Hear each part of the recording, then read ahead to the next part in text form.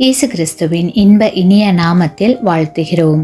இன்றைய வேத வசனம்: பிரியமானவர்களே, நம்முடைய இருதயம் நம்மை குற்றவாளிகள் என்று தீர்க்காதிருந்தால் நாம் தேவனிடத்தில் தைரியம் கொண்டிருந்து.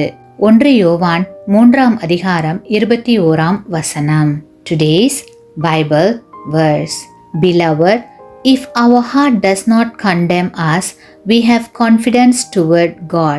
1 John chapter 3 verse 21.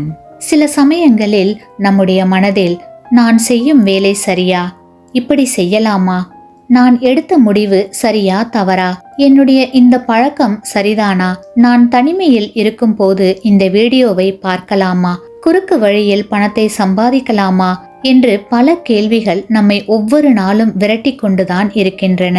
இவை அனைத்திற்கும் நாம் நம்முடைய சுயாதீனத்தின் மூலம் பதில் கண்டு கொள்கிறோம். சுயாதீனம் என்பது நன்மை தீமை அறிந்து கொள்ளும் மனிதனின் அறிவு. இது தேவன் நமக்கு கொடுத்திருக்கும் ஈவு.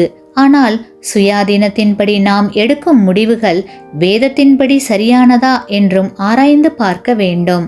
நம்முடைய அனுதின வாழ்க்கையானாலும் சரி, ஆவிக்குரிய வாழ்க்கையானாலும் சரி, சோதனைகள், போராட்டங்கள், நெருக்கங்கள் நடுவே நடக்கும் போது நாம் நிதானமாய் செயல்பட கற்றுக்கொள்ள வேண்டும்.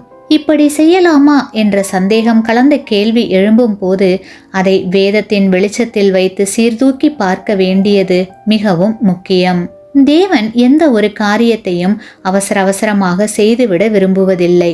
ஆனால் நாம் தான் நம்முடைய சுய அறிவிற்கு என்ன தோன்றுகிறதோ அதை தாமதமின்றி நல்லதா கெட்டதா என்று சோதித்து பார்க்காமல் பேசிவிடுகிறோம், காரியங்களை செய்து விடுகிறோம். நம்முடைய சுயாதீனம் தேவனுடைய சித்தத்திற்கு மேல் எப்போதும் சென்றுவிடக் கூடாது. கிறிஸ்துவுக்குள் அன்பான சகோதர சகோதரிகளே, எப்பொழுதெல்லாம் நமக்கு ஒரு காரியத்தை செய்யும் முன் சந்தேகம் வருகிறதோ அதை உடனே செய்து விடாமல் நிதானமாய் யோசிக்க வேண்டும். வேதம் என்ன சொல்லுகிறது என்று பார்க்க வேண்டும். அது மட்டுமல்ல, நாம் செய்ய வேண்டிய மிக முக்கியமான விஷயம் என்னவெனில் தேவனிடத்தில் ஜெபிக்க வேண்டும்.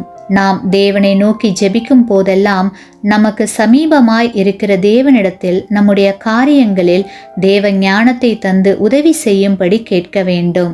தேவன் காட்டுகிற வழியில் நடக்க வேண்டும். நம்முடைய கிரியைகளினால் தேவனை மகிமைப்படுத்த வேண்டும். ஆமென். நீங்கள் பெற்ற இந்த ஆசீர்வாதத்தை மற்றவர்களோடு பகிர்ந்து கொள்ளுங்கள்.